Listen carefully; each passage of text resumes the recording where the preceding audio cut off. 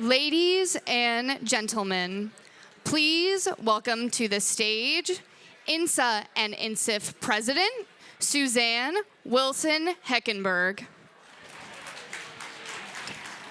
Good evening. As our amazing graduate student intern mentioned, who's looking for a job in the intelligence community, I'm Suzanne Wilson Heckenberg, the president of INSA and the INSA Foundation. And it brings me great joy to welcome you to the 2025 Charlie Allen Achievement Awards. Tonight, we're celebrating 6 exceptional individuals whose contributions exemplify excellence in intelligence and national security. And how wonderful it is to have Charlie here this evening with us. Charlie, I never got a chance to say hello and welcome, but it's great to see you this evening.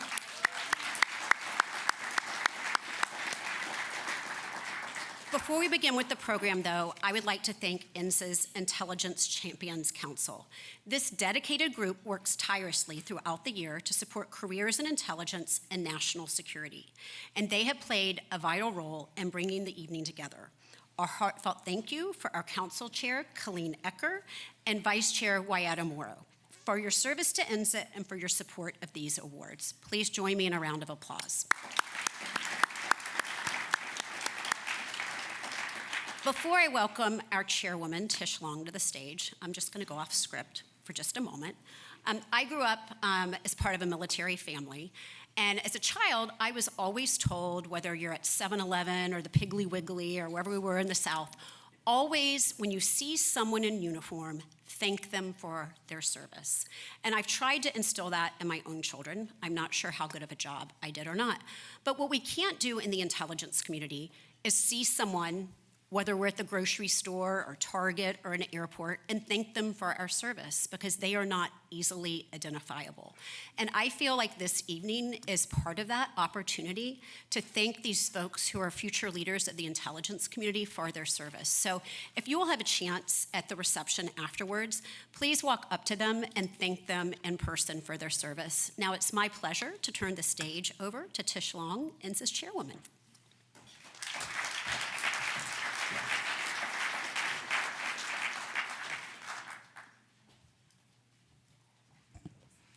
Thank you, Suzanne. I always do like it when you go off script. Good evening to everyone. It is truly an honor to be with you here this evening as we recognize the outstanding achievements of Kris, Sarah, Kelsey, John, Javier, and Carilli. Congratulations to all of you. Very well done.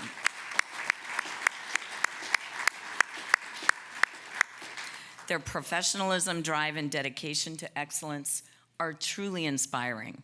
And listen to the words on the citations as you hear them talked about. I know you will be inspired by what they have done in just a short period of time. And so we also look forward to what you're going to do the rest of your careers. I also want to extend a warm welcome to the family and friends of our awardees. None of us get to where we are on our own. We need that support system. So a warm welcome and a round of applause for the family and friends.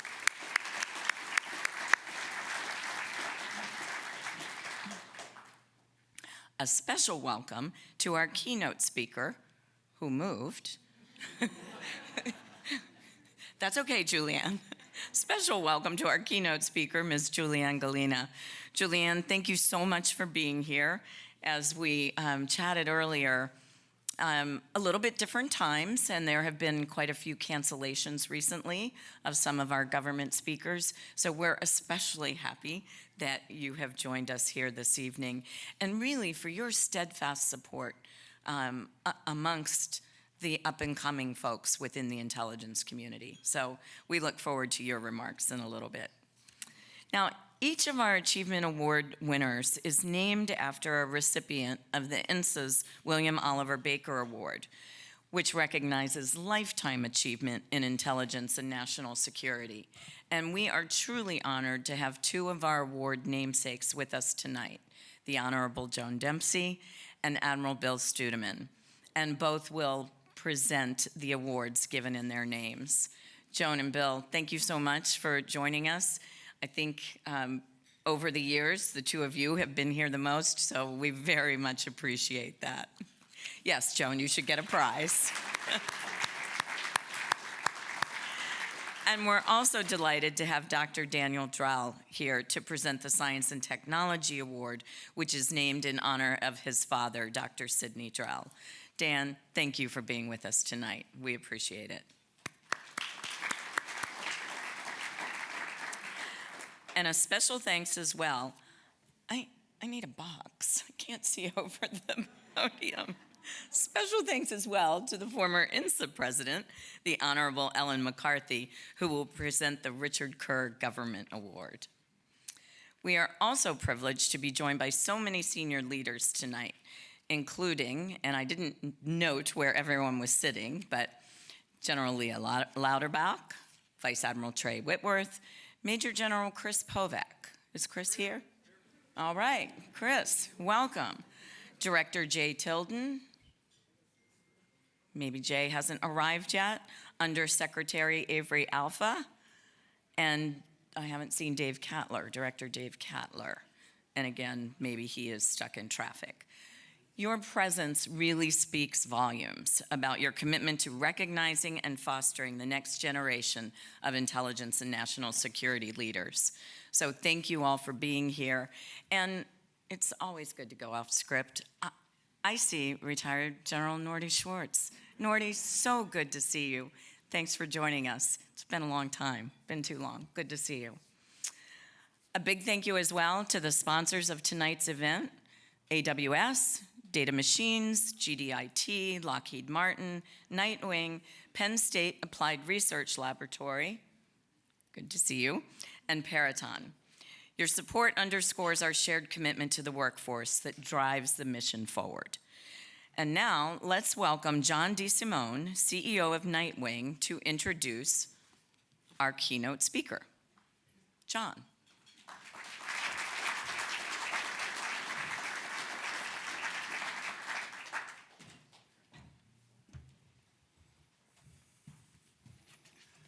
Thank you, Tish, and good evening, everyone.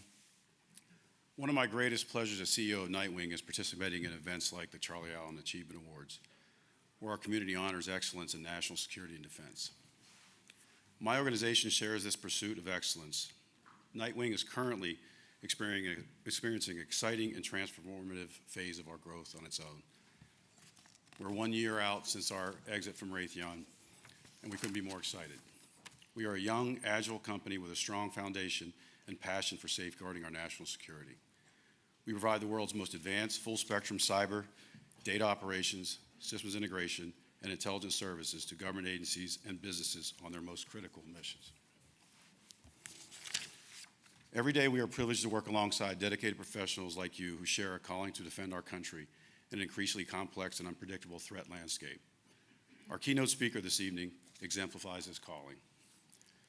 It is my great honor to introduce Ms. Julianne Galena, the CIA's Deputy Director for Digital Innovation. I've had the pleasure of knowing Julianne for a long time, longer than we both probably care to admit, but I am constantly impressed by her professional achievements and the remarkable individual she is.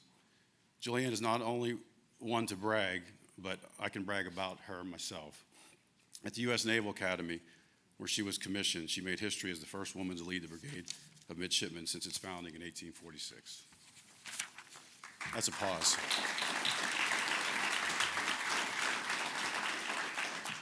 This achievement showcases her fearlessness and trailblazing qualities that she has continued to demonstrate throughout her career. Early in her career, she was assigned to the National Reconnaissance Office as a CIA Director of Science and Technology Officer. She then went on to work in the private sector as IBM's Vice President of U.S. Federal Key Accounts. While Julianne excelled in private industry, she greatly missed the working to directly support the mission that she most passionately inspired. Julianne returned to government service and held positions at the CIA's Associate Deputy Director for Digital Innovation, and before that, the dual roles of Chief Information Officer and Director of Information Technology Enterprise. Julianne has always been a tremendous partner to the industry, drawing on her collective experiences. I'm not only proud to call her a customer, but I'm also calling her a friend. Please join me in giving a warm welcome to Ms. Julianne Galena.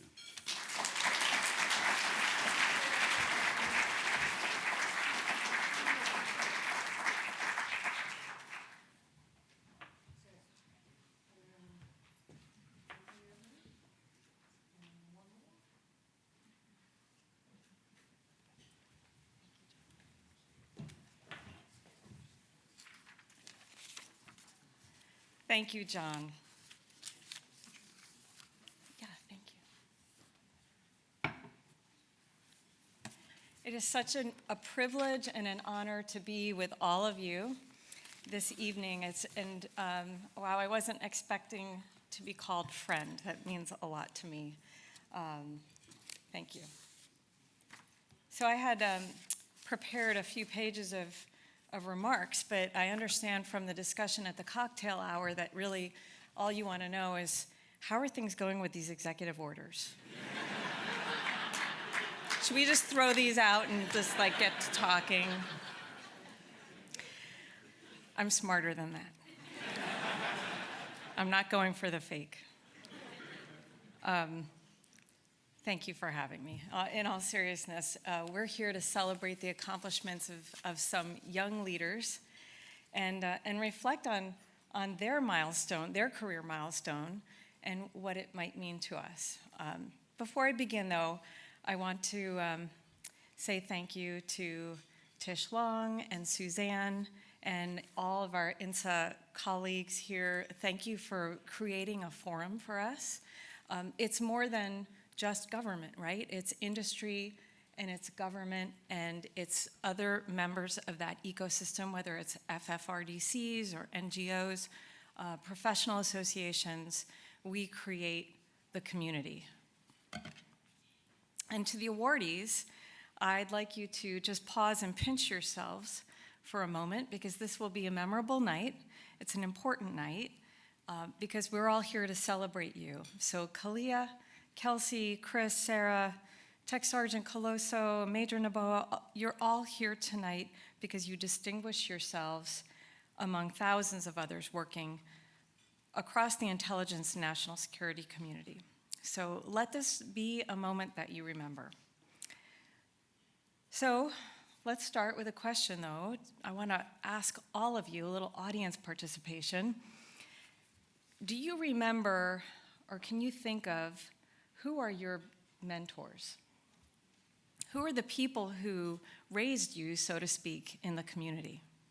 Some of them might even be in the room. Just take a minute. And then I would also ask you, to whom are you a mentor? Who are you leading in your career? And just put it at the forefront of your mind. I mention this because it was a mentor who first introduced me to Charlie Allen, the great Charlie Allen. I was an executive assistant at the National Reconnaissance Office for a guy named Dennis Fitzgerald. May he rest in peace. He was the director of the SIGINT Directorate at the time, and later became the deputy director of the NRO. So by show of hands, a few of you here have probably been in that EA role, the executive assistant role, yes? Anybody been in the back of the room and you prepare talking points and you print PowerPoint and you may be at the front of the room just flipping the charts on the screen? It's a very noble calling. But it can be a place where a young officer develops some superpowers, because it's in those meetings, in the confines of those rooms, where you get to observe people who are much more senior than you leading and having hard conversations. So I want to recall an afternoon when it was my responsibility to prepare my boss, Dennis Fitzgerald, for a meeting with Charlie Allen, who was relatively new in his new role. This was 1998, so we're talking almost 30 years ago. It's amazing I can even remember it. All you young people are like, wow, 30 years ago, I wasn't even born, you know. And can't believe I'm still going to remember things 30 years from now. Well, it was almost 30 years ago, and my job was to prepare talking points and get Dennis Mr. Fitzgerald to me to get him ready for this meeting. And I had some anxiety about this because I had heard about the great Charlie Allen. Charlie Allen was essentially like the collection czar, and I'm probably not going to have the title exactly right because I'm not reading these notes precisely, but I think it was Associate Director of the CIA, Assistant Director of Central Intelligence for Collection. Okay, I got that now. So in my mind, he was the man who knew everything about all the collection systems and was integrating collection systems, and we'll come back to that in a moment. And I felt a lot of pressure to get Dennis ready, and the way I prepared those remarks was to essentially create this vast defense of our collection posture, the collection systems that we were building and investing in. And so I was really like almost selling the programs, right? And I passed the talking points to Dennis Fitzgerald, and in his characteristic way, with his reading glasses, he looked up and he laughed and he said, "Oh, Julianne, you've got this all wrong. Charlie Allen has never met a collection system he doesn't like." So true or not, I realized in just a few words from a man who became my mentor, I learned about this great passion that a senior officer had, that Charlie Allen had this vast and voracious appetite to continue to learn and understand. He had curiosity that was unending. He admired our magnificent systems and was completely engaged with us in the development, the design, the deployment, and operation of these systems. So thank you, Charlie. You set an example for me without ever knowing it. You probably never knew I was in the back of the room in those meetings, but you micro-mentored me, so thank you. And Dennis Fitzgerald, in so many ways, was a mentor to me, but those were heady days because I went from there to actually be more hands-on with many of the collection systems that are now in orbit. A few key ones that I still treasure, and I treasure those days. And I know we have an awardee from the NRO, so enjoy this time. And I want to reflect on two other examples, just some little storytelling here that is meant to illustrate a couple points about mentorship. So I want to share with you that there was another experience that was maybe more challenging. We were working on the launch and engineering evaluation and checkout of a space system that had just been launched. And so this is a 24-hour operation for those of you who have not done it. And you're going through checklists to activate all the different subsystems of that spacecraft. And we had a challenge. And in this anomaly, we really were concerned we were going to lose the system. And this was a multi-billion-dollar system, not something we ever wanted to face anyone to explain how we had lost it and what we had done wrong. And of course, you can't be hands-on with the system. You're trying to interpret telemetry that's streaming from space to Earth through systems that had been designed probably decades before. And it took some expertise. But hey, everyone has a plan for this at the NRO, because this is what we do. What we did at the time, my recollection. We fanned out and we broke into these teams that did these fishbone analysis that feeds root cause analysis to try and understand what had gone wrong exactly. Well, on this program, there was an engineer from our industry partner. He was from the Prime, and I had seen him and had a chance to get to know him through monthly program management reviews. This man's name, Sun Wang, he was local to Hawaii. That's where he had grown up, and he always stood out in my mind because he had told us a story about how when he was a kid, just to explain like generationally where he was, when Sun was a kid in Oahu, he helped his dad as an air raid warden during the Second World War. And it was a Saturday night shift, December 6th, that they were coming off their watch, walking through the neighborhoods in Oahu, when they saw Japanese Zeros approaching Pearl Harbor.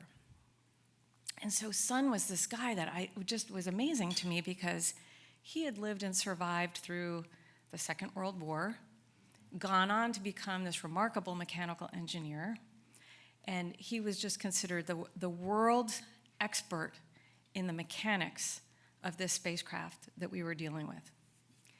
And the young officer who was responsible for that subsystem that was in question was about 2 months on the job.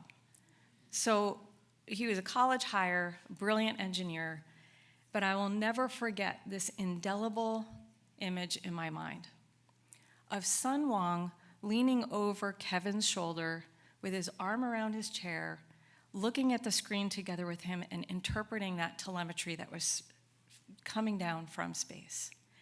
And the two of their heads together and their intent conversation, to me, that was mentorship. Because it was when we met with adversity that this very senior person who had all the expertise and wisdom was so patient and was so kind and generous to share what he knew and to teach this young officer, here's what good looks like. Here's what we're looking for. This is how we do our jobs. It was remarkable. And I know you're all worried about that spacecraft. It's okay. It's performed fine. It's fine. We got it back. It's all right. But that was mentorship. In another moment in my NRO experience, I was working in advanced science and technology on research and development of components for signals intelligence, and we had a relationship with MIT Lincoln Lab, and they were doing some work for us, and so we'd periodically go up to Lincoln Lab, and in my mind, I thought, like, these are the smartest blokes around. These folks just absolutely know what they're talking about. So I was quite impressed. And I was the government person traveling with system engineering and technical assistance, CETA support contractors, and FFRDC. I had an aerospace engineer with me, and we would travel up to MIT Lincoln Lab periodically. And so this probably sounds familiar as a battle rhythm that we all do as program managers if you're working in an NRO or maybe another agency. So we head up there, and we're reviewing test results of what we were working on with this component. And this engineer, who I considered a world-class expert, seemed to falter in his messages, and he seemed to be getting tripped up. And I actually interrupted him. I said, "Is everything okay?" And this young man said, "Well, I have to admit I'm a little flustered because I got my PhD a few years ago, but Mel, who was the aerospace engineer in the room, Mel wrote the papers that I based my thesis on. And I don't want to mess this up." And that's when I realized, not just then, it was like with the time with Sun Wang, I walked among giants. And Mel was another person in my ecosystem who had so patiently and quietly never told me he was the author of the research papers upon which this research was being advanced. I mean, it was the basis for MIT Lincoln Lab's future work. He never said that. He didn't need to, because he was all about the substance and focused on the work of the day. And he helped me as a young officer understand, how do you interpret this data? How do you work with Lincoln Lab or an industry partner? And so we learn from one another. So in these examples, whether it's Charlie Allen or Dennis Fitzgerald or Sun Wang or Mel, the PhD aerospace engineer, we have mentors in our lives, and they may show up for years, they may show up for 5 minutes. But I think we need to treasure them, and we need to grow those skills. And so I hope today we realize that these mentors lived in complex times that are not too different from what we're living through now. They all had certain characteristics, and I'll just generalize. So if you tuned out so far, this is all you need to know. The themes for me are that they were experts in their craft. They invested in themselves first and became very good at what they were supposed to do. Their impact was delivered through substantial and sustained contributions. They shared their wisdom by example or by teaching, but always with humility and patience and faith in the next generation, not with an arrogance to say they were the only ones who could ever know something. And they were not only in government.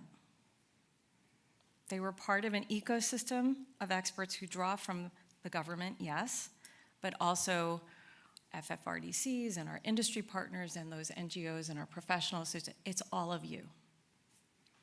So tonight we have 6 leaders before us, 6 incredible people who are an inspiration to their colleagues and their peers, their seniors, their subordinates, and we want to thank you. Kris, as one of the youngest senior duty officers in the White House, you led elite teams that provided pivotal intelligence during world events to the president. And that keen use of collection is a tribute to Charlie's legacy. Thank you. Kalia, as Deputy Director of the Analytic Advancement Division, Office of Intelligence and Analysis for the U.S. Department of Homeland Security, you led a team of intelligence officers that provided 50 INAs. Is that right? But more than that, your dedicated contributions to mentoring your peers and the next generation of intelligence professionals set you apart. Kelsey. I don't think Kelsey could make it here tonight. I think there's a video later. But she transformed how teams approach complex engineering challenges critical to the nation's critical nuclear mission and grew a concept that was $50K into a $4 million critical program in just 4 years. So we need to clone that and tell Doge. Somebody, please. Sarah, your commitment to research and innovation played a critical role in assisting how DoD and DARPA use advanced technologies. And again, despite a demanding job, you gave back to your profession by mentoring junior staff. Thank you. Tech Sergeant Colosso, through your detailed analytic work, you provided crucial insights on global security threats, and Major Noboa, space systems are near and dear to my heart, as you can tell, and I have a deep fondness and respect for the operators taking on the work that you do, advancing our nation's space systems to enhance security. And to all of you, I hope you give yourselves some time to reflect on the significance of tonight's recognition. It's easy to get lost in your work and always be in a go, go, go mode, but really, this is a moment to pause, so bask in it. I want to end, I think you're probably picking up on the theme that I would expect that you'd continue to grow as mentors, and I hope everyone else here will too, because I have a feeling that some of us are more seasoned than you are, and we have a lot of opportunities to be mentors and not only followers. But as we go through this very complex time in US history and world history, I think I want to put this in context and again look to our predecessors. If you remember, those times that I was talking about were mid to late 90s, and the United States at that time was finding itself, it was the singular power, so quite different than we are today. It's not the case today because we eye the growing and determined efforts by adversaries to unseat US dominance in many technology domains and economic domains, and sometimes those are both the same. At the time, in the mid-90s, the United States was claiming what we would affectionately call the peace dividend, which for the national security community was a painful time because it meant there were contractions in national security to divert funding and energy toward other things that because we were the power in the world. But that meant that we went through very significant budget cuts, agencies were shrinking, but we sharpened our pencils, and we continued to deliver on mission. We were steady and steadfast in our mission. And I think even that pressure on our budgets forced us to rethink things like the architectures and the systems that have become the next generation of collection systems. Because we were forced to really rethink how did we do business? We couldn't afford to do things in silos. So in a way, as we reflect on those leaders of the past, they are still continuing to inspire and set an example for us. As we look to sort out what's happening to us in this time and how to lead through this time, we can look back and see leaders came before us. It was hard for them too. And you know what? We got through it. And while the world will continue to introduce very dynamic and unexpected changes, as leaders, it is up to us to be steady, to persevere, and to encourage our teams to be steadfast and follow their tradecraft, be good at what they do. So this encouragement applies to all of us in the room, government, industry, and others. We strive for excellence together, and we win against the adversary together. So, speaking of accomplishments and winning and being great, before I wrap up, I want to take a moment to recognize someone who's dedicated his life to the intelligence and national security mission, someone we know and respect, and frankly, I'm kind of fangirling you right now, Charlie. And I have to say, so Charlie, understand this might be your birthday. And I think I heard it's your 89th birthday, and I don't believe it, because you haven't changed a bit, like not one molecule in the past 27 years. So although there's rumor on the street that you've had work done,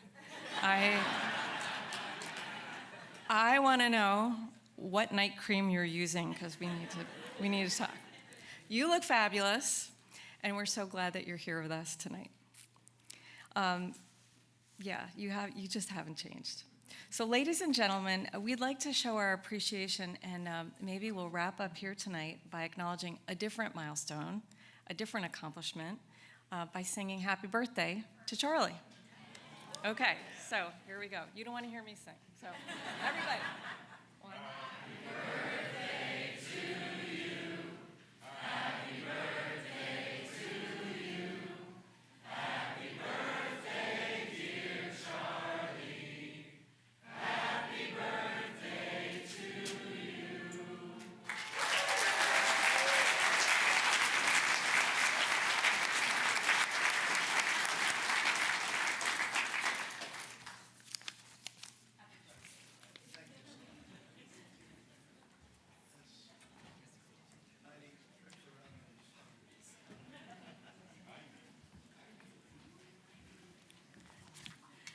So I think it's actually 90. Yes.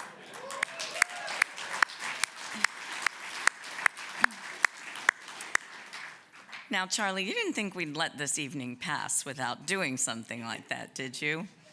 Now, in addition to being the ADCI for collection, Charlie was the NIO, for those of you who don't know what that is, the National Intelligence Officer for warning, which means Charlie doesn't like surprises. But hopefully that was an okay surprise. So I think that was a good way to segue for the evening. So congratulations again. And Julianne, thank you so much for those insightful and inspiring remarks.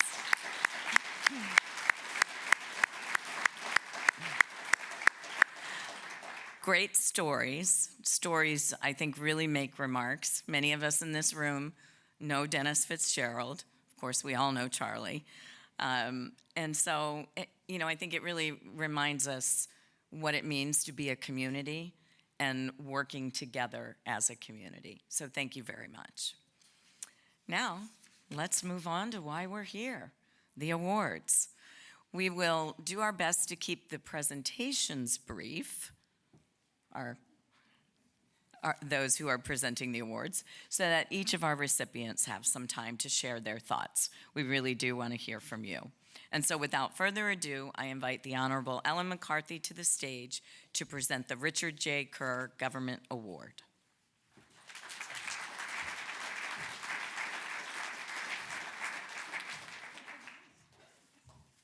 Okay, So I've worked for Tish a couple times, so she said, keep it short. I get it.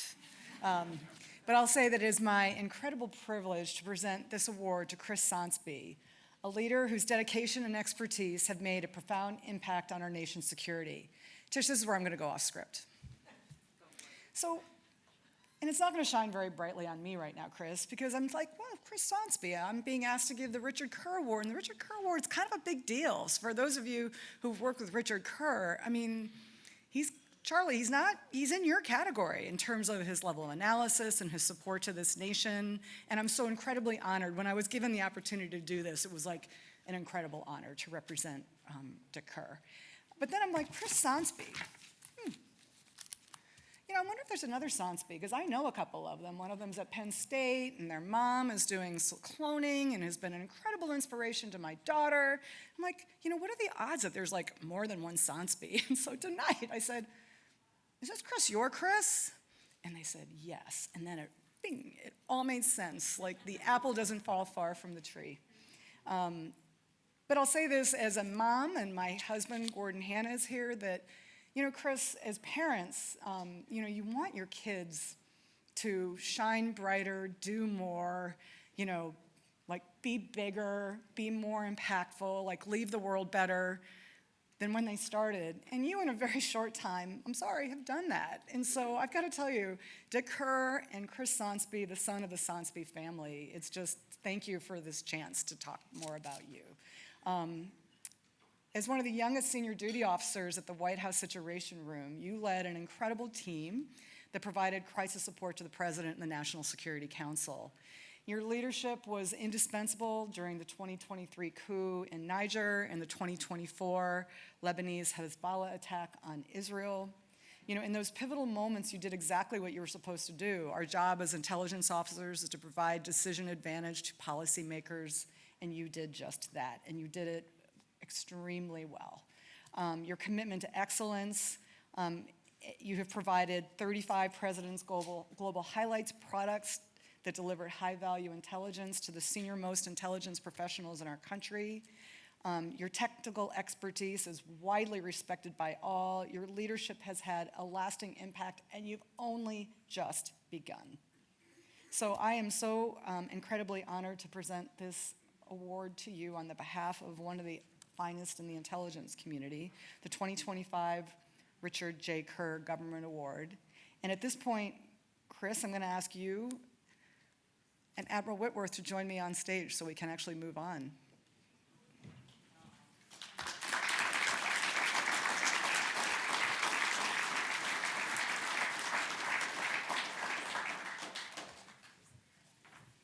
Surprise.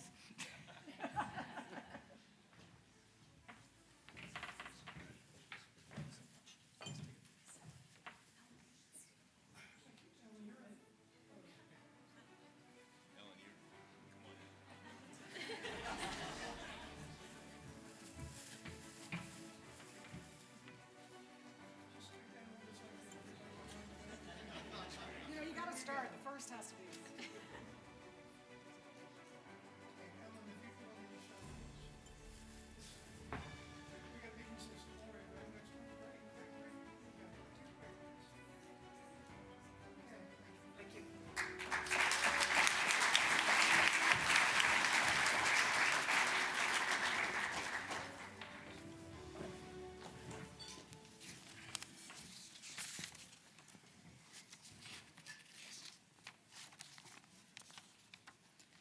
Thank you to the Honorable Ellen McCarthy for that introduction. I am honored to have been selected as the INSA Richard J. Kerr Government Award winner, and I am humbled to be sharing the stage with such an impressive cohort of winners. I extend my deepest gratitude to my friends, mentors, and unwavering support system, whose wisdom has encouraged me and belief in me has shaped my journey. Their support has been my foundation for my growth, and this recognition is a testament to their leadership and guidance. Specifically, I would like to thank my parents, Cheryl and Alan, for their constant encouragement that has led me down my current career path. I would like to thank my fiancée, Sophie, for her tenacious support, sacrifice, and unconditional love through a deployment and the tough schedules inherent to shift work. Also here with me tonight is my not-so-little brother, Anders, a dedicated public servant who's focusing his career on teaching the future of America. Thank you. I'd like to thank Vice Admiral Whitworth and the National Geospatial Intelligence Agency for trusting me to represent our agency in the White House Situation Room. I am deeply thankful to Mark Gustafson, the former Special Assistant to the President and Senior Director for the White House Situation Room, as well as Kristen Gilmore, who couldn't be here tonight and is the current Deputy Director of the White House Situation Room, for modeling incredible leadership during crises and for entrusting me to lead a watch team.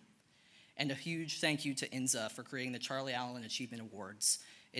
The goal is never about recognition in this industry. It's about serving our country with integrity and dedication to the mission. Finally, I want to give a special thank you to the Honorable Charlie Allen. Charlie, I had the privilege of meeting you during my junior year at Penn State University. We had a 90-minute lunch, which I don't know if you remember, but I do, and I'm grateful, very grateful for that, sir. I don't remember what I had to eat that day, but I do remember I was enthralled as you described your exquisite career in the intelligence community. Well, Mr. Allen, you had quite the pitch and sold me on a career in intelligence. I immediately applied, submitted my application to the NGA, and I was grateful to be selected for their internship program. The rest is history. I'm grateful for the NGA for the broad range of opportunities I've been afforded thus far in my career. From working across multiple offices, including the Office of Counterterrorism and the Office of Counterproliferation, embedding with various IC mission partners, supporting international partner engagements, and deploying overseas to directly support the warfighter. I have always embraced challenging missions without hesitation. So when I saw an opening to serve as a duty officer in the White House Situation Room, or WISR for short, I jumped at the opportunity and applied, not really expecting to get selected. After a series of interviews, including a one-on-one with Vice Admiral Whitworth, who, by the way, was himself a senior duty officer in the White House Situation Room, I was eventually selected. I know several folks here are familiar with the mission of WISR, but for those who aren't, WISR is the White House's around-the-clock watch center, providing information, communication capabilities, facilities, and technical support to the President, the Vice President, and National Security Council staff. WISR personnel are selectively chosen from across the interagency to serve on teams that work 12-hour shifts, rotating every few weeks. These teams in WISR are the eyes and ears of the President and the National Security Council for both domestic and international events. Clearly no pressure. After about a year mastering the WISR tradecraft, I was selected by WISR leadership to lead a watch team as a senior duty officer.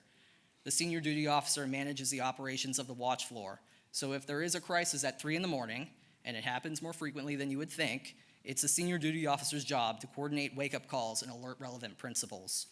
My goal as a senior duty officer was first and foremost to make sure the White House principals had the information they needed to make critical decisions affecting U.S. national security. Additionally, as a senior duty officer, I made it a point to empower my team, always putting their needs first, recognizing their accomplishments, and of course, training the next generation of duty officers. The past 2 years were an exciting time to be working in WISR. There was no shortage of both domestic and international events, from hurricanes to coups, drones over the Red Sea. We were extremely busy. 3 specific events that specifically stand out in my mind were the coup in Niger in 2023, the October 7th Hamas attack on Israel, and the Lebanese Hezbollah attacks against Israel. In each case, my team played a critical role in triaging information from across the U.S. government to disseminate to our White House senior leadership to ensure that the President had timely and accurate information to make decisions. I am so proud to be a WISR alum and fortunate to have had the opportunity to lead and serve alongside a group of highly talented intelligence officers. To those here this evening, sleep well. The men and women of the White House Situation Room have the watch. Thank you.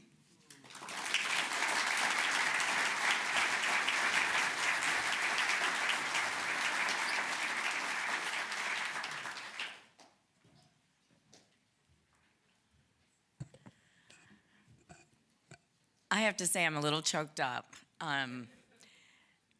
Kris has been coming to INSA events since he was a student. It is so gratifying to see how you have grown. Your parents must be so proud. I mean, Al was a board member on INSA. He was on the board of directors.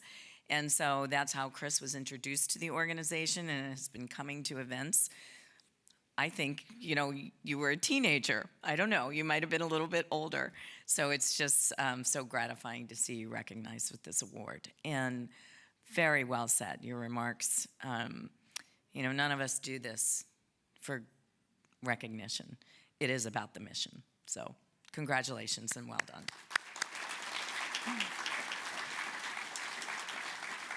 And Ellen, thank you for standing in for the Honorable Dick Kerr. Well done. Now, next, we recognize the incredible contributions of industry to our national security mission. Please welcome back to the stage INSA President Suzanne Wilson Heckenberg to present the Edwin Land Industry Award.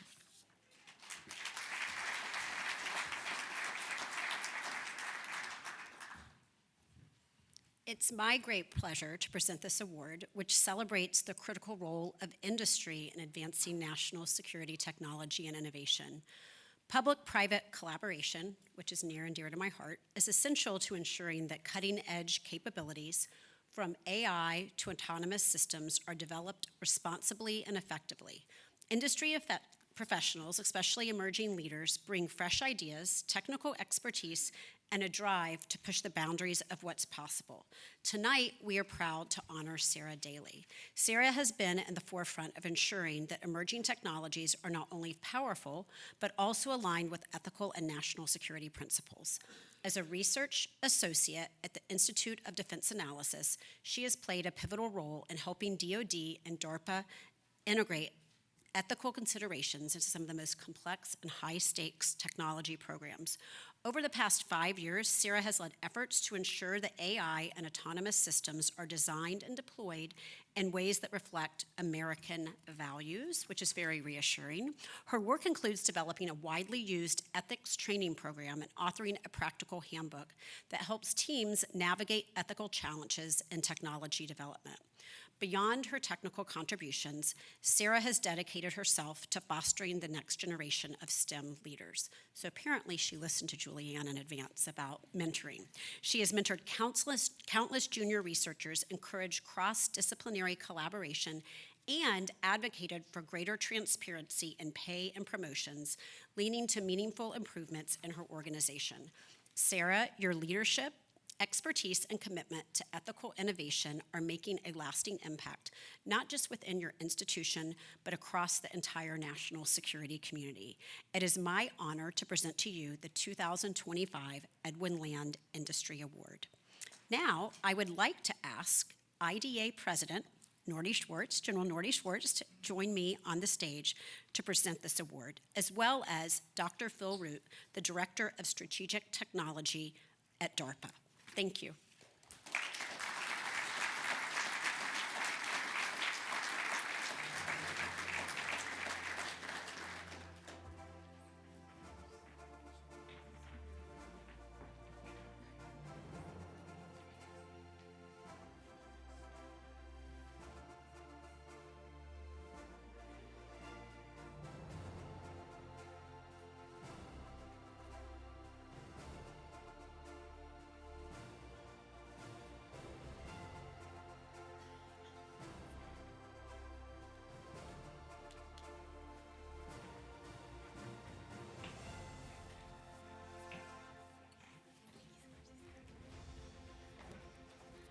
I'm just going to start and say that I'm not Kris,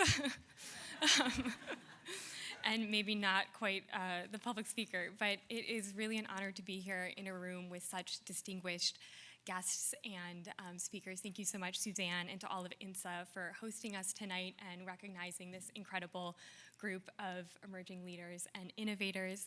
I'm very humbled to be included in this group of recipients and just grateful for the opportunity to gather with mentors like Dr. Root and colleagues from across the interagency. The work for which I was nominated was done as part of an incredible team, and I'm so grateful to my colleagues at IDA and DARPA and across the ecosystem of technologists that work with DARPA for their invaluable contributions and dedication. I'm especially thankful for my leadership at IDA, who not only support the work that we've done to develop and apply methodologies and ethics for advanced technologies, but have also showed up tonight in force. I'm incredibly grateful. Thank you so much for championing the importance of rigorous analysis, especially in novel fields, when we don't always know what the answer is, let alone the question. Thank you as well to my brother, who has traveled quite a ways to be here to confirm that what I say I do for work is actually what I do for work. Hopefully he has now trusted and verified. Since I began working on AI ethics almost 7 years ago, the field has exploded. It has been gratifying to learn and innovate in a dynamic and fast-growing field. Today, more than ever, ethical, legal, and societal implications are critical to mission success. So thank you to INSA for choosing to highlight the importance of this work as part of tonight's program. It's really tempting to silo ethics and treat it as an auxiliary field, particularly in the land of research and development.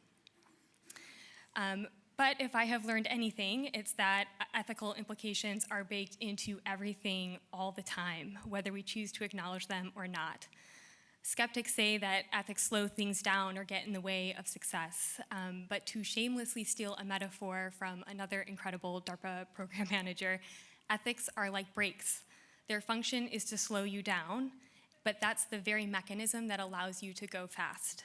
Brakes give you speed without peril. So I don't know about you, but I like to drive fast. Thank you again so much for this honor and the opportunity to spotlight this work.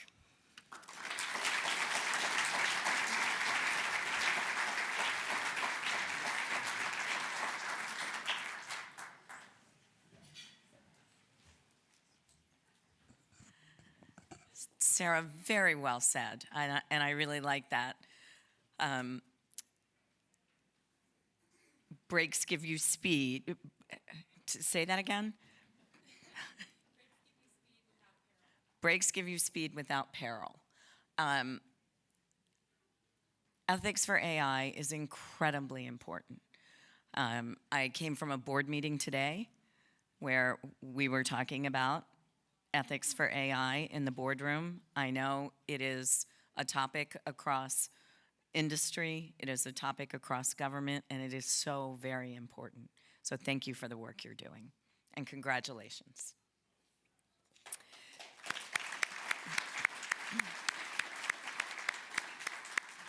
And Suzanne, thank you as well. Now let us welcome to the stage INSA Executive Vice President John Doyen, who will present the John Warner Homeland Security Award.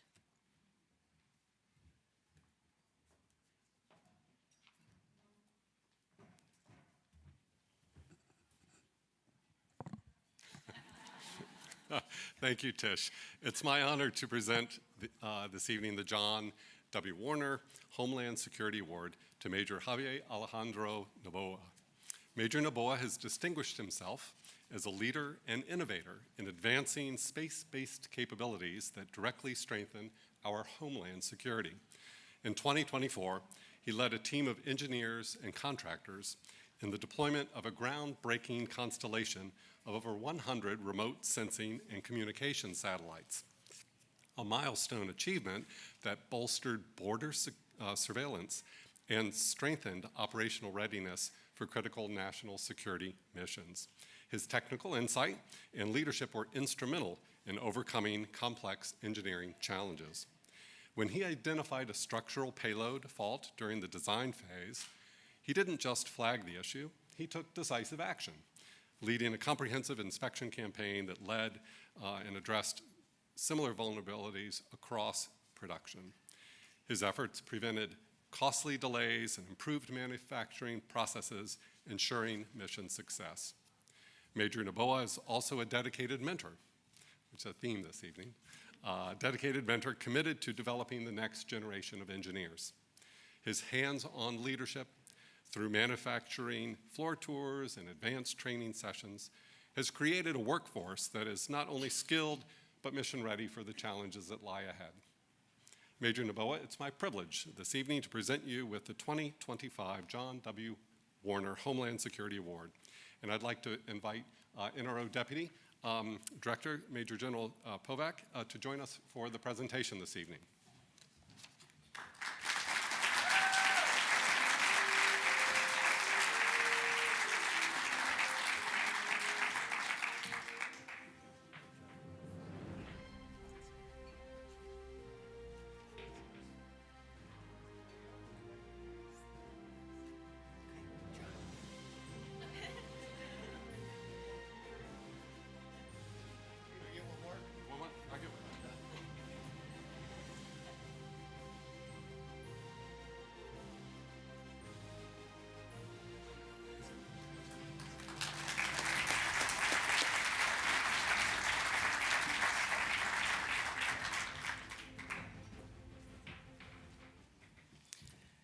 Good evening, everybody. So I just want to give a shout out to the awardees here. It's quite a remarkable feat to be here with such a distinguished audience, not only from the awardees perspective, but also across the board here, the entire intelligence community, a whole community here devoted to amazing things that you do in protecting our country, and it's truly, truly amazing and humbling to be here. The one thing I do want to say is I realize that I am a recipient of this award, but I like to see myself more of a representative of communities that I support and communities that support me as well. So let me expand a little bit about what I mean by that. First and foremost, communities that support me, my family that I hold dear in my heart. My wife, Wendy, is here with me. She's been, my support, my guide, my spirit, for many, many years, and I want to just deeply, give a big shout out to my wife, who's been there through my entire career, and thank you, honey, for your guidance. You give me strength.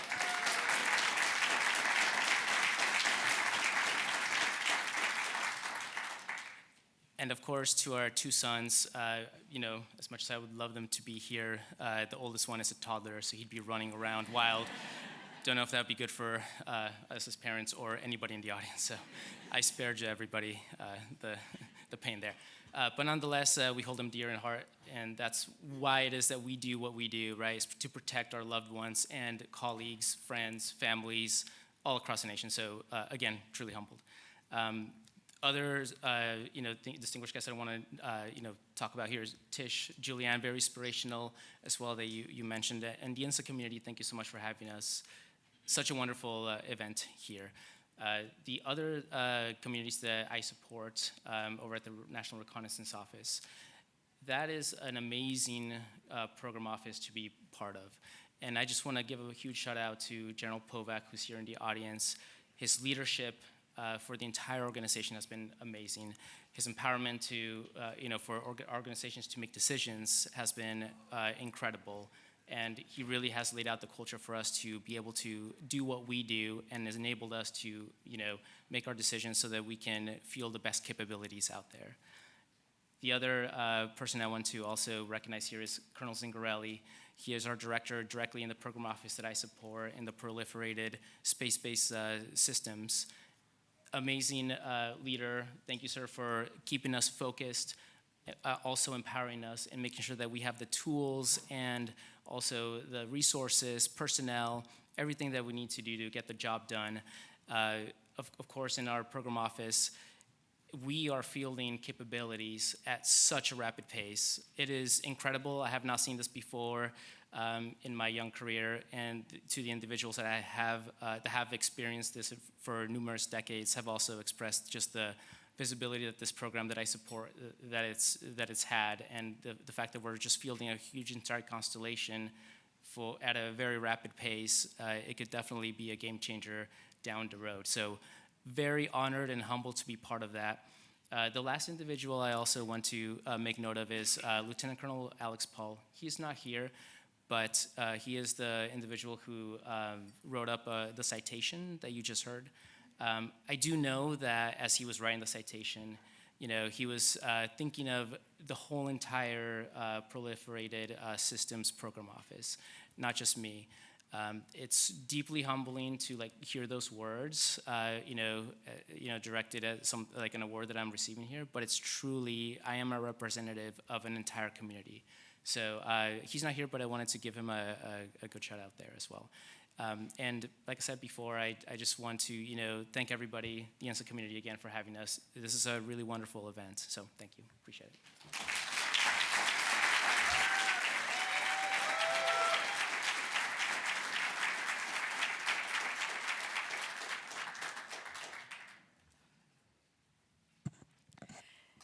Major Noboa, congratulations again.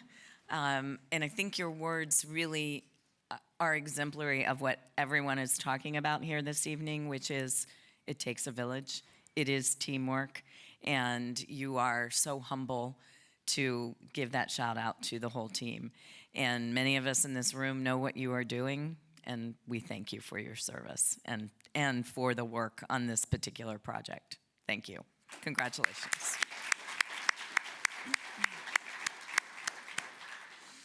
It is now my pleasure to welcome Dr. Dan Drell to the stage to present the Sidney D. Drell Science and Technology Award.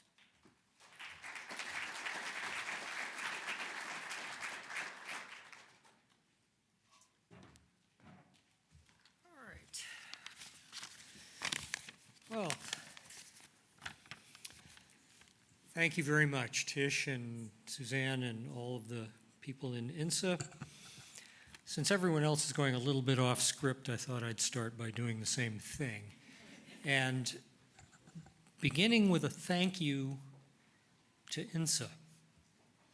And in particular, I say this because as a civilian who did not ever do military service, I'm grateful that INSA exists to give a voice to those who, by choice usually, don't have a voice themselves. And it's important that you exist. It's important that you're doing what you're doing. So, one civilian, thank you. So, it's my privilege to give the award that recognizes exceptional early career scientists and technologies who are pushing the boundaries of innovation in support of national security. And let me immediately offer my congratulations to all of tonight's awardees. Now more than ever, your work is important. Not to sound like the proverbial broken record, but I also take pleasure in noting the equal representation of men and women in tonight's honorees. In these fraught times, we can't afford not to use all the talent that's available to us. I also want to emulate Deputy Director Galina in acknowledging and thanking the staff of INSA, Suzanne, Tish, Peggy, Bree, McKenna, and their colleagues for this great evening. So, yes. So tonight we're celebrating Kelsey Carilli, R&D Systems Engineer at Sandia National Lab in Albuquerque, New Mexico, for her outstanding contributions to the field. A trailblazer in extended reality engineering visualization, that's a mouthful, colloquially known as XR, Kelsey has transformed how teams approach complex engineering challenges that are critical to our nation's nuclear security mission. With vision and determination, she took XR from a fledgling concept with a modest $50,000 budget in 2020 and grew it into a critical program commanding more than $4 million in funding by 2024. Her innovative tools have been instrumental in modernization programs, enabling teams to make faster, more informed decisions while streamlining timelines for mission-critical national defense initiatives.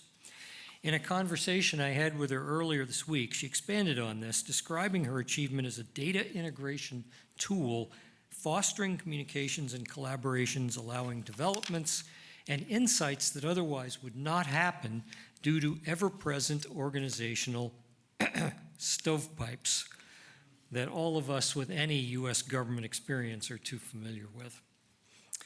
Beyond her technical achievements, Kelsey is a true collaborator, building strong partnerships across national laboratories, production facilities, and organizations like NASA. Her unwavering commitment to excellence, her vision for advancing XR innovation, and her dedication to her colleagues make her an exceptional leader and an invaluable asset to the broader national security enterprise, and thus to our nation. It's my great honor to present the 2025 Sidney D. Drell Science and Technology Award to Kelsey Carilli. Unfortunately, Kelsey could not be with us in person this evening due to her pregnancy. She said it was okay to mention that. But she sent along a special message, and I know we all wish her well. So, if I get this right, please direct your attention to the screens. Hey everyone, you all look great tonight. Well, maybe. Just kidding. Sorry I couldn't be present tonight. I'm so grateful for this opportunity and I'm so excited to receive this recognition. During my time at Sandia, I've had many amazing mentors who have helped me observe different attributes outside of technical areas that play a role in becoming a successful professional contributor. So things like understanding the mission, having clarity, and having a purpose. One example of this is when I was invited by a mentor out in Liaison to attend a tour with the president of the Kansas City National Security Campus. And really, I got to learn the value of different cross-site collaborations and how all these different pieces have to come together in order to enable the nuclear deterrence mission. I also found myself as someone who's practically brand new to the job, giving an overview of my nuclear deterrence components to the head out at Kansas City, which is a pretty neat experience for an early career staff. Another example where I was able to learn early on about this whole idea of mission clarity was when the same individual from Liaison asked me, when was the last time we used a nuclear deterrent? And I assumed it was probably a trick question and was having a hard time answering, but eventually he jumped in saying every day. We use nuclear deterrence every day. And that's a message that I still get the chills whenever I hear it delivered. But it's really this type of clarity and connection to the mission that has kept me grounded through different technical as well as non-technical challenges. And it's this type of clarity that I hope we're able to bring to the table with some of the digital engineering tools that we're creating to help with interactions in a collaborative environment supporting convergence, whether that be for somebody who's a new early career staff, if we're working with collaborators across the enterprise, or if we're working to communicate with stakeholders. And with that, I'd like to say thank you to my family, mentors, colleagues, and management at Sandia who have enabled my growth both technically and as a human being.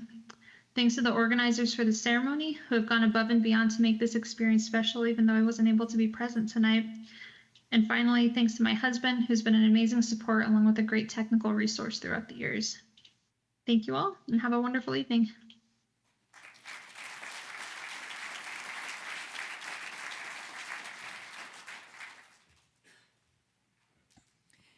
And I'll add my thanks to the staff for making that happen. That's the first time that we've done that, so well done. You know, just it excuse me. We don't think about it, and I think often we do take it for granted, but nuclear deterrence does happen every single day.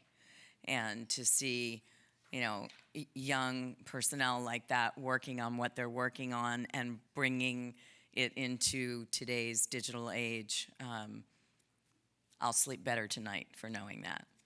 And Dan, thank you as always for joining us and presenting the award. I now have the pleasure of welcoming to the stage Admiral Bill Studeman, who will present the William O. Studeman Military Award.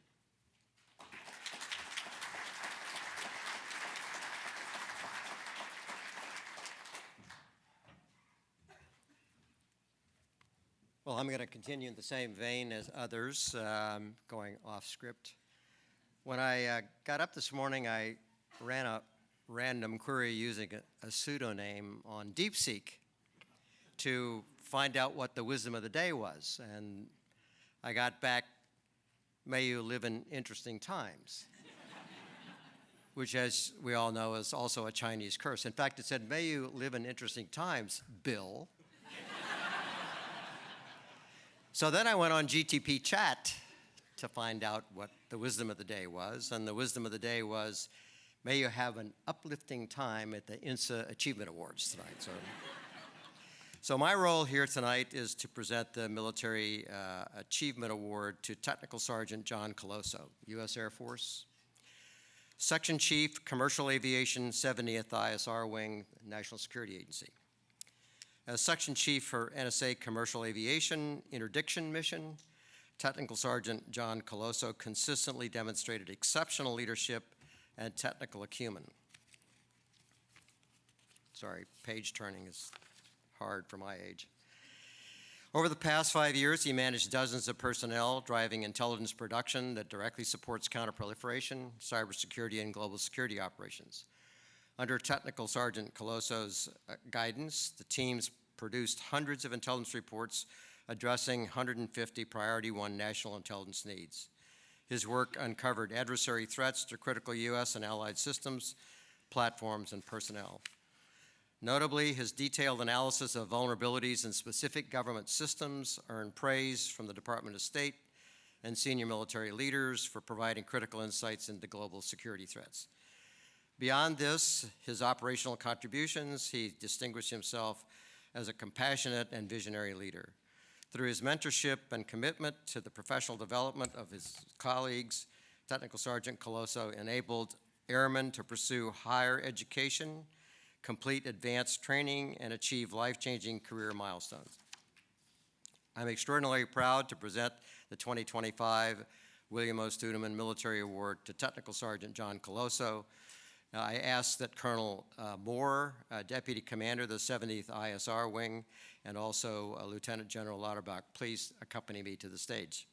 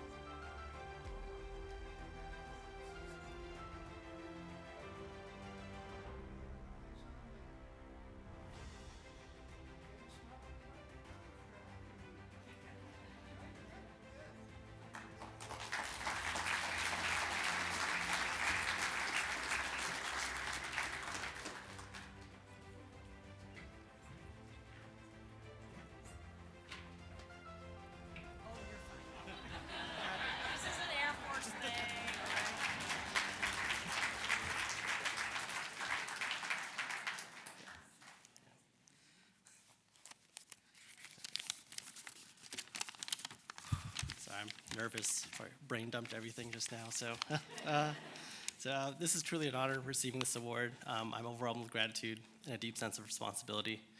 I do not see this as a recognition of my individual efforts, but a testament to the incredible service members that I have been privileged to work alongside these past few years.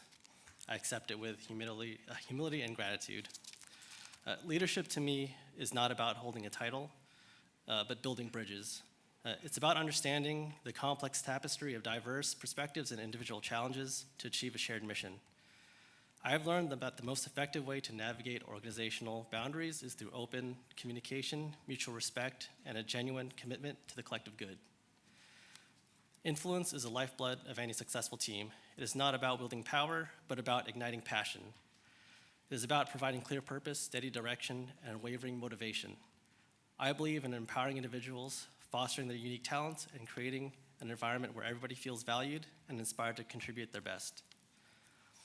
I have been fortunate enough to have incredible mentors throughout my career, and I am passionate about paying that forward.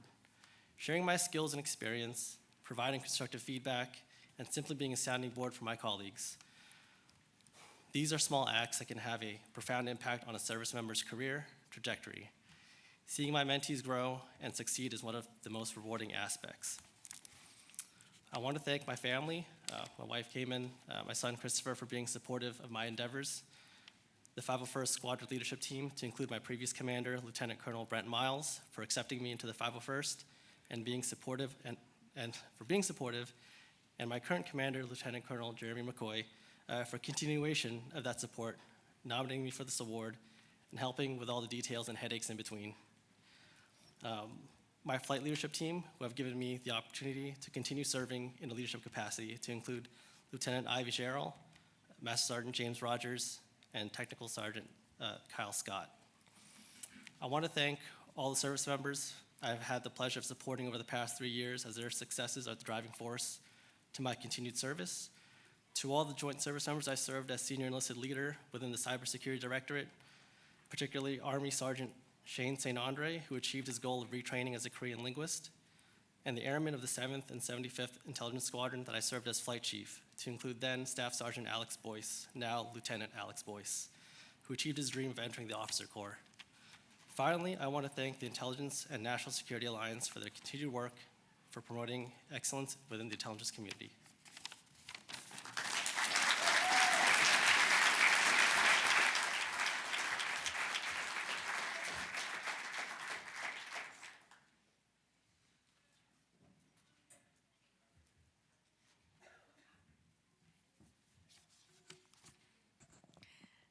Tech Sergeant Colosso, congratulations again.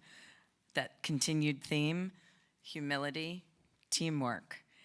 And, you know, your remarks about leadership really resonate with me, because when I think about leadership, I think about building teams, building trust. How do you build trust in relationships? It's by building bridges, just as you said. So congratulations again.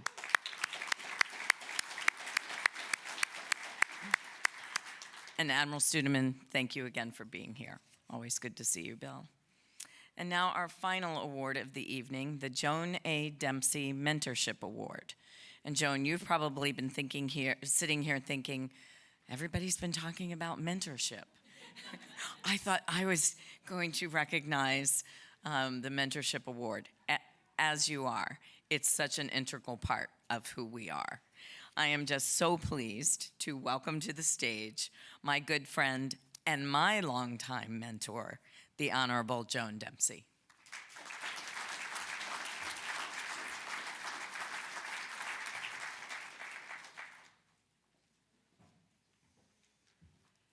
Thank you, Tish. It's great to see you all. Congratulations to all the awardees tonight.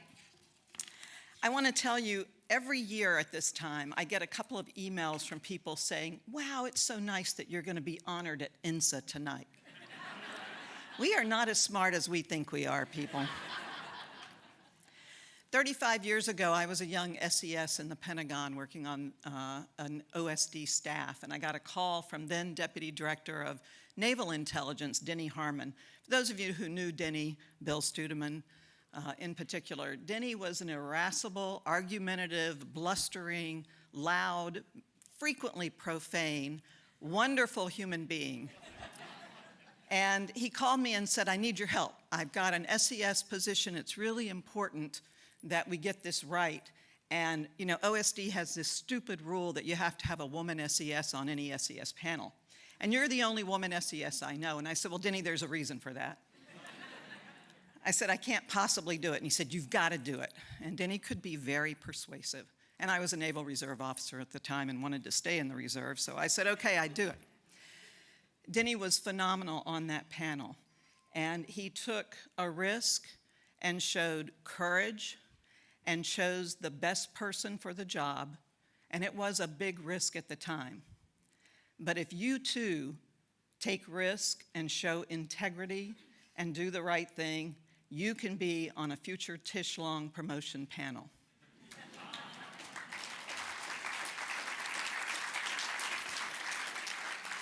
I am delighted tonight to present the 2025 Mentorship Award to Kalia Montgomery Sobrowski. Kalia, they gave me how to pronounce your first name, but not the second two. Kalia is the Deputy Director for Analytic Advancement Division in the DHS Office of Intelligence and Analysis, an office near and dear to Charlie Allen's heart, so it's only appropriate that we should celebrate Kalia tonight.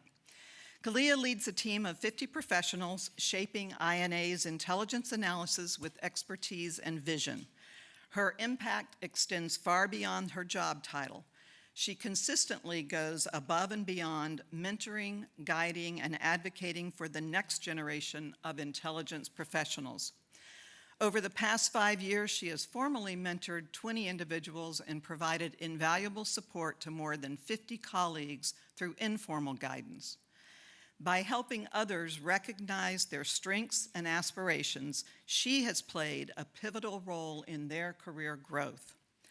Her mentorship has directly impacted retention, with many crediting her support as instrumental to their careers. Kalia's ability to guide, inspire, and open doors for others embodies true mentorship and true leadership. With great pride, I present the 2025 Joan Dempsey Mentorship Award to Kalia Montgomery Sobrowski. I also am delighted to invite Undersecretary Avery Alpha to join us for the award presentation.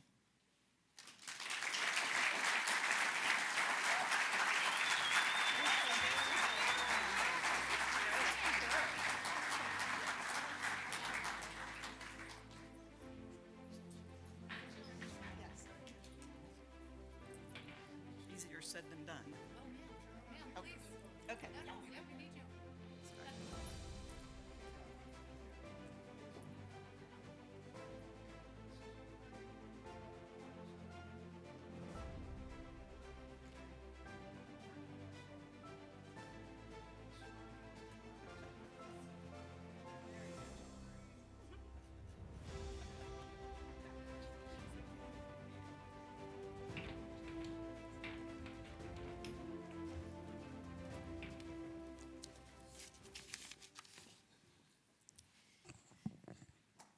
Wow, this is definitely an honor.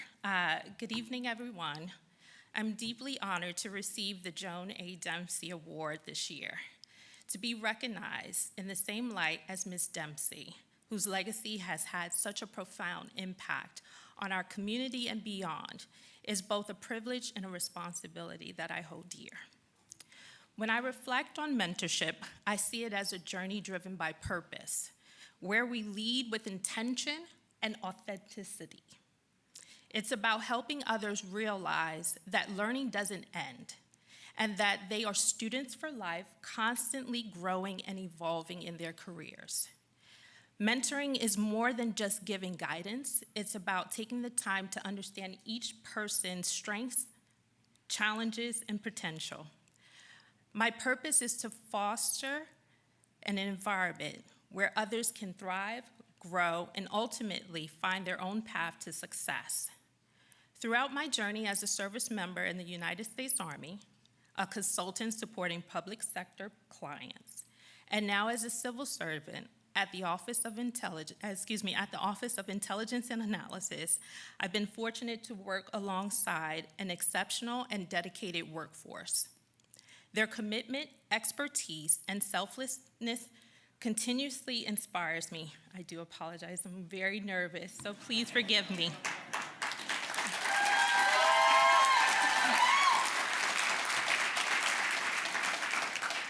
The national security community is filled with individuals who bring diverse perspective, innovative ideas, and unwavering commitment to ensuring the safety and prosperity of our nation. Being part of this community is truly an honor, and I am constantly motivated by the chance to give back and invest in the growth of such exceptional professionals. As I reflect on the path that has brought me here, I am reminded of the challenges and triumphs that have shaped my journey. There have been moments of uncertainty, but each challenge has strengthened my determination, and each success has reminded me of the importance of perseverance, collaboration, and integrity. This award is a testament to the collective work that we do at INA, the partnerships we forge, and the progress we continue to make. While I am deeply honored to receive this award, I believe it is not just a recognition of my own work, but of the ongoing dedication and commitment of all those who contribute to the success of our shared mission, national security. I would like to extend my deepest gratitude to the INA leadership and the committee for selecting me for this esteemed recognition.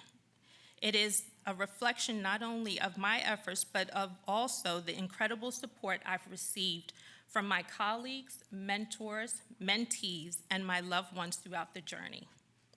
Their encouragement, guidance, and belief in me have played a pivotal role in shaping the individual standing before you today. Honestly, it is these same reasons that I invest in any workforce I'm a part of. With that said, I would be remiss if I did not recognize the following individuals.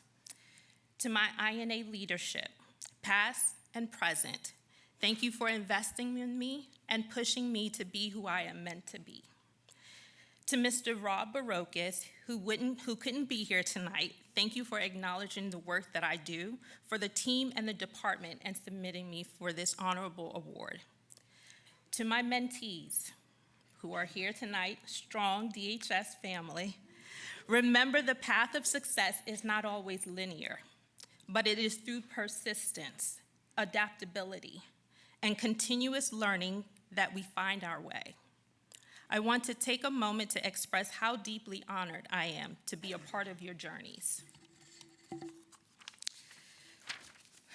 To my husband, James, thank you for being my cheerleader and always pushing me or picking up the slack when I have nothing left to give at home.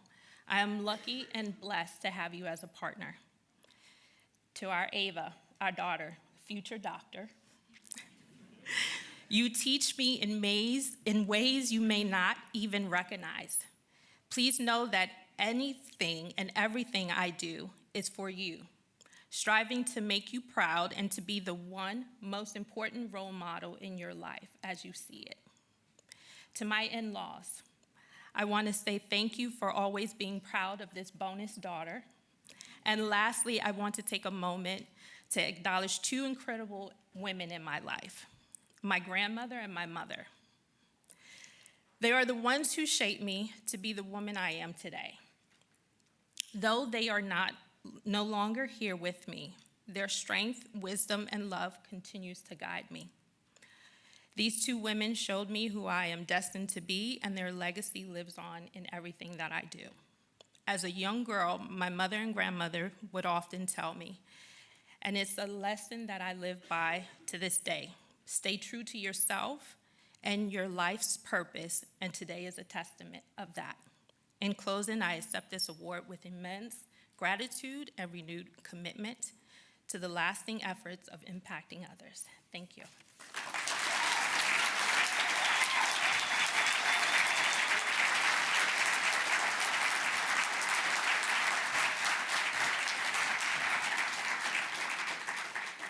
Thank you, Joan, for presenting Kalia with the award, and congratulations, Kalia. And thank you for her family for joining us in the snowy weather from the outskirts of Pennsylvania. Safe travels home to you all. Every year I joke that I'm gonna sell a tissue sponsorship with a corporate logo on it. And maybe next year I'll actually just do it because I need them every year. But as we head into the dessert reception, I wanna just extend a few final words of appreciation. Julianne, thank you for being here with us this evening and for your words about mentorship and leadership. We really, really do appreciate it. And to our incredible MC, Tish Long, for leading us through the special evening. To our senior government leaders who are here, we genuinely appreciate your support and engagement. And to all of our award recipients and their families for your extraordinary service to our nation. To the INSA graduate student interns who are all looking for jobs in the intelligence community by May. And a special thank you also to all of our sponsors for their continued support of this community. AWS, Data Machines, GDIT, Lockheed Martin, Nightwing, Penn State Applied Research Laboratory, and Peraton. Finally, I would also like to take a moment to recognize, oh gosh, now I'm gonna need tissues again, a very special colleague, Jeff Levine, our Vice President for Development and Management, who has been with INSA.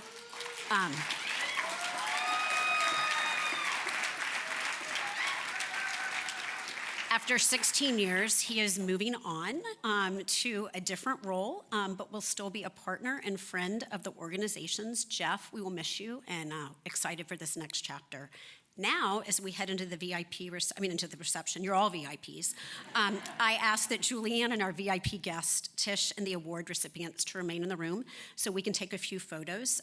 The ceremony is adjourned, and please enjoy congratulating our recipients and their families and some networking afterwards, and have a good evening. Thank you.